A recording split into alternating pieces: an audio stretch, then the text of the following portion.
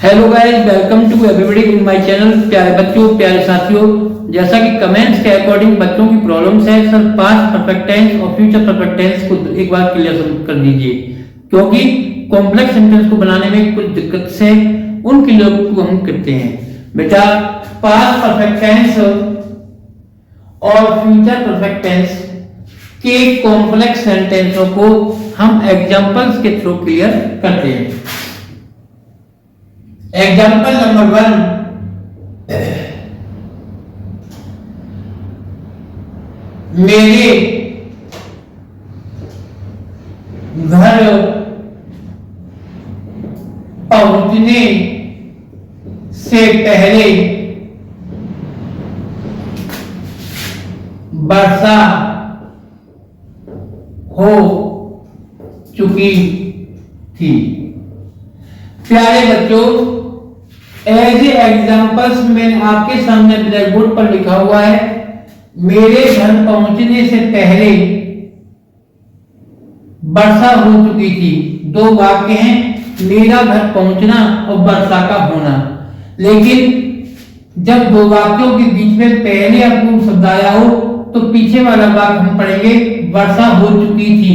चुका था, चुकी थी, चुके थे, लिया था, दिया था, गया था। ये आइडेंटिफिकेशन पास्ट परफेक्ट टेंस की होती है।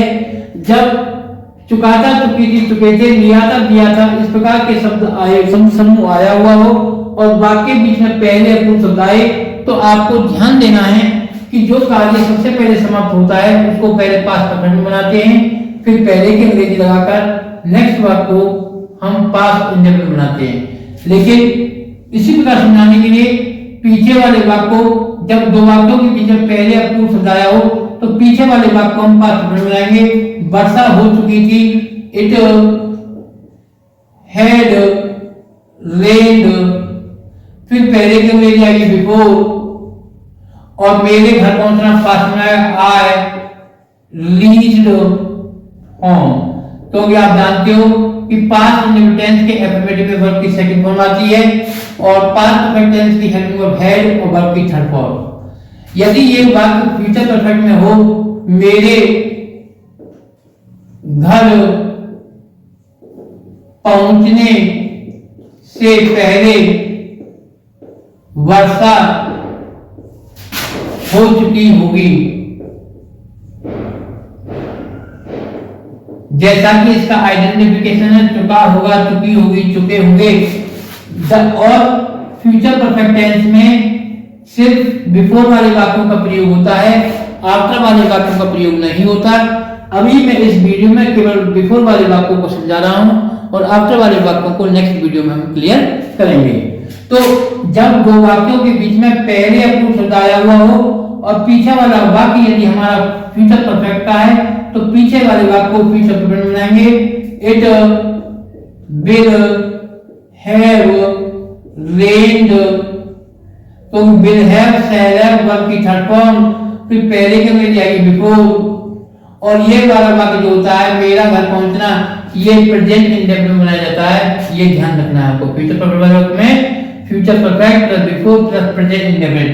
तो आई रीच, आई तो प्लूरल है तो वर्ब की फर्स्ट फॉर्म आ गई आई रीच होम।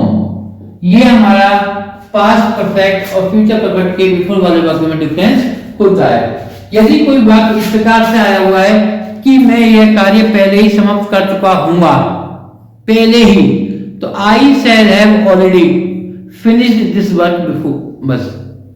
और या I shall have finished this work before, already को लगाओगे तो वर्ब से पहले आ जाएगा और बिफोर को लगाओगे तो पीछे। इसी प्रकार हम पास्ट परफेक्ट को प्ले करते हैं। लेकिन एक बात फिर समझें, सूर्य निकलने से पहले मोहन का भाई बाजार क्यों जा चुका था।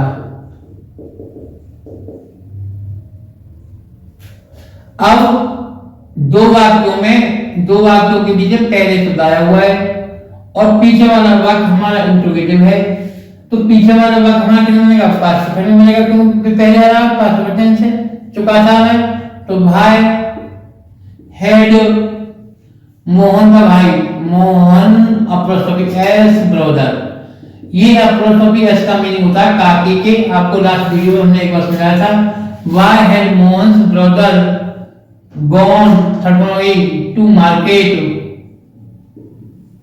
फिर पहले के में जाएगा बिफोर, और सूर्य निकलना पास्ट टेंस में जाएगा before the sun rose, second one करेगी रोज। ये हमको पास्ट परफेक्ट के बिफोर वाले वाक्यों को समझना है।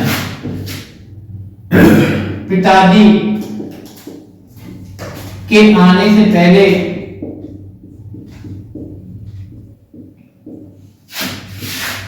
तुम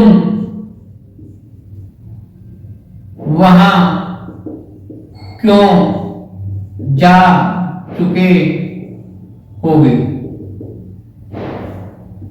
क्यों क्या इंटू जो है चुके होगे फ्यूचर परफेक्ट है, तो इसी को फ्यूचर परफेक्ट बनाएंगे। Why will you have gone there, फिर पहले बिफोर, और पिताजी का नाम फादर कम्स, फादर कम्स।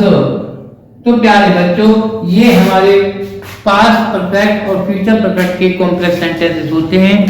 यदि वीडियो पसंद आई हो तो वीडियो को लाइक एंड सब्सक्राइब करें। Thank you, have a nice day.